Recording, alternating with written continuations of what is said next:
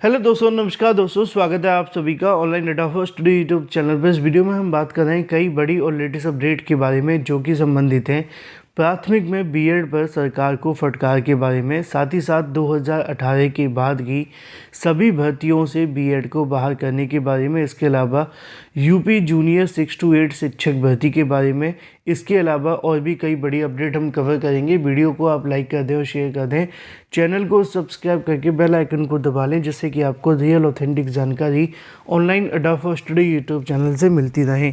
शुरुआत करते हैं सबसे पहली अपडेट के बारे में जो कि संबंधित है बीएड वर्सेस बीटीसी मामले को लेकर। जैसा कि दोस्तों आप जानते हैं कि बीएड वर्सेस बीटीसी मामले को लेकर कल कोर्ट में एक सुनवाई थी और सुनवाई के बाद क्या क्या हुआ वो मैंने आप सभी को बताया था। लेकिन जैसा कि आप जानते हैं कि ये मामला काफ़ी ज़्यादा गंभीर है। ना तो बीएड करने वाले अभ्यर्थियों को कोई राहत मिल रही है और ना ही बीएड करने वाले अभ्यर्थियों के लिए कुछ पॉजिटिव निकल कर आ रहा है कोर्ट के माध्यम से।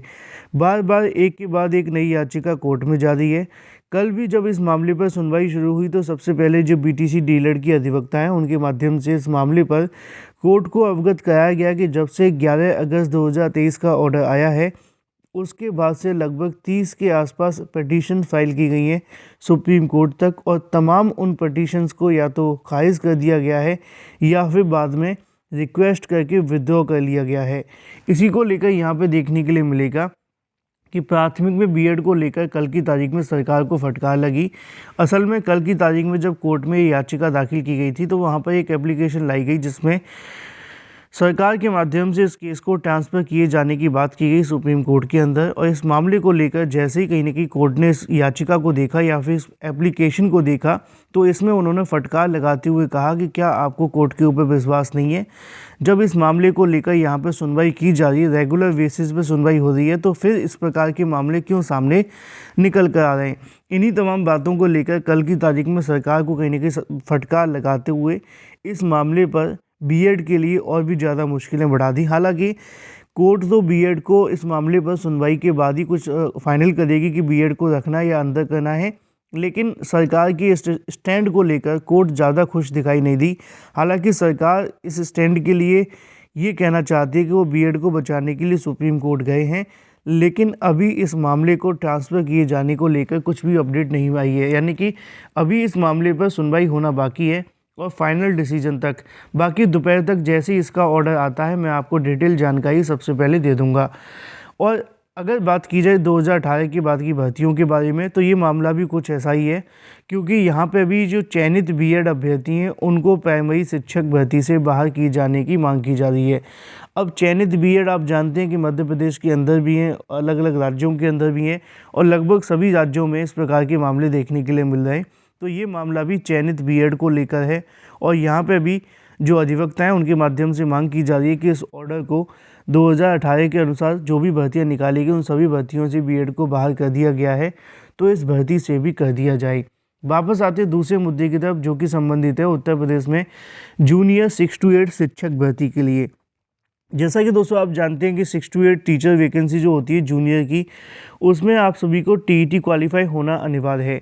यानी कि अगर आप यूपी टीईटी क्वालिफाई नहीं होंगे तो आप शिक्षक नहीं बनेंगे, है ना। ये पहली कंडीशन लगाई जाती है।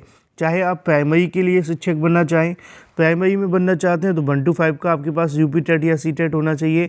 अगर आप 6 to 8 के लिए बनना चाहते हैं तो आपके पास में 6 to 8 का टेट सी टेट होना चाहिए। लेकिन अब आप कहेंगे इसमें कौन सा नया कोर्ट ने आदेश दे दिया?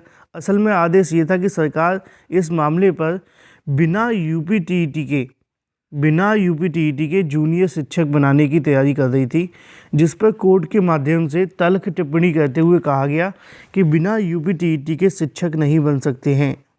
जैसा कि आप सभी को यहाँ पे देखने के लिए मिलेगा कि लखनऊ हाईकोर्ट की बेंच ने सहायक अध्यापक प्रोन्नति पर राज्य सरकार को कहा है कि वह प्रोन्नति से पूर्व एनसीटी की अधिसूचना जो कि 11 सितंबर 2023 को जारी की गई थी उसके आधार पर निर्णय लें। इसके तहत एनसीटी के जूनियर बेसिक नर्सरी के प्रधान अध्यापक, इसके अलावा अध्यापिका और सीनियर बेसिक स्कूल के सहायक अध्यापक और प्रधान अध्यापिका की प्रोन्नति के लिए टीईटी आवश्यक है।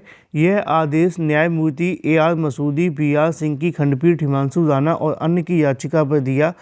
याचिका में यूपी बेसिक शिक्षा एवं सेवा नियमावली 1981 के नियम 18 के तहत चुनौती दी गई थी। अधिवक्ता अमरेंद्र नाथ त्रिपाठी ने दलील दी कि 11 सितंबर 2023 की अधिसूचना एनसीटीई ने अधिसूचित कर स्पष्ट किया था, फिर भी टीईटी न पास करने वाले अभ्यर्थियों को प्रोन्नति दी जा रही है।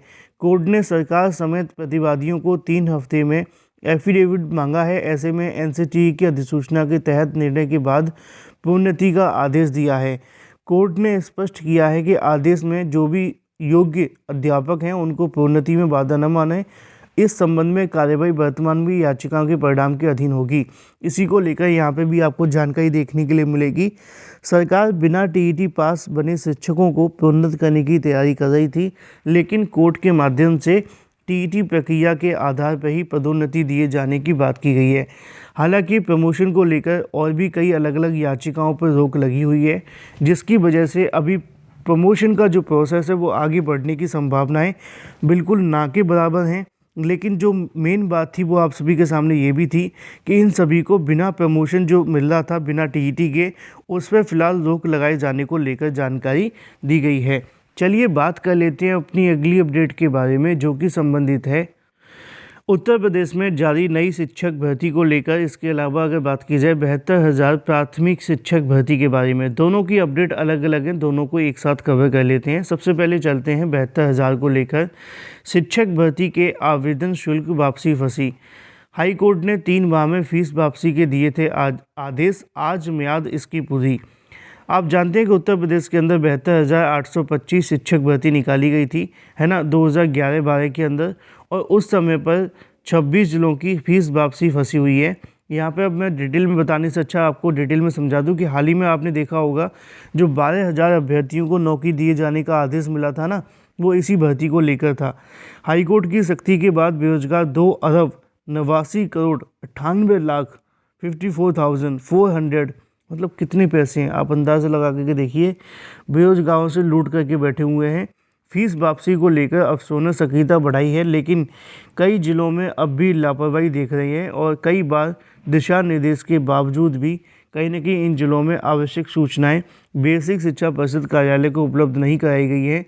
ऐसे में सचिव प्रताप सिंह बघेल की ओर से 27 जनवरी को संबंधित जिलों को, जिला शिक्षा एवं प्रशिक्षण संस्थानों को, प्राचार्यों को और बेसिक शिक्षा अधिकारियों को निर्धारित प्रारूप में 30 जनवरी तक सूचना मांगी है, ताकि हाई कोर्ट को 31 अक्टूबर के आदेश का अनुपालन किया जा सके, लेकिन संभव दिखाई अभी भी नहीं दे रहा है। फिलहाल मुद्दे की और महत्वपूर्ण बात यह है कि शिक्षक भर्ती के आवेदन शुल्क वापसी फंसी हुई है। 72,000 प्राथमिक भर्ती की बात की जाए तो। वहीं बात की जाए अपनी अगली अपडेट के बारे में, जो कि संबंधित है कार्यालय जिला बेसिक शिक्षा अधिकारी मुजफ्फरनगर के माध्यम से। मुजफ्फरनगर के माध्यम से यहाँ पर कस्तूरबा गांधी विद्यालय के अंदर शिक्षक भर्ती को लेकर विज्ञापन जारी किया गया है। ये विज्ञापन ऑफलाइन माध्यम से जारी किए जाते हैं, ऑफलाइन ही आपको आवेदन करने होते हैं, कोई परीक्षा नहीं होती। वेतन इसमें 22,000 होता है और आवेदन की योग्यता की बात की जाए तो ग्रेजुएशन प्लस बीएड वाले अभ्यर्थी आवेदन कर सकते हैं। बाकी अधिक जानकारी के लिए आप चाहें तो बेसिक शिक्षा अधिकारी मुजफ्फरनगर जा सकते हैं और वहां से ले सकते हैं, या फिर आपको नहीं जाना तो आप चाहें तो अपने www.muzaffarnagar.nic.in सर्च करेंगे तब भी आपको मिल जाएगा। और यहाँ पे एक टीचर वैकेंसी आप सभी के सामने देखने के लिए मिलती है, जहाँ पे ये लिखी हुई है, ठीक है। तो ऑफलाइन माध्यम से इसको लेकर आवेदन करने, अधिक जानकारी के लिए आप चाहें तो कहीं से भी ऑफलाइन फॉर्म लेकर भर सकते हैं। Thank you for watching this video.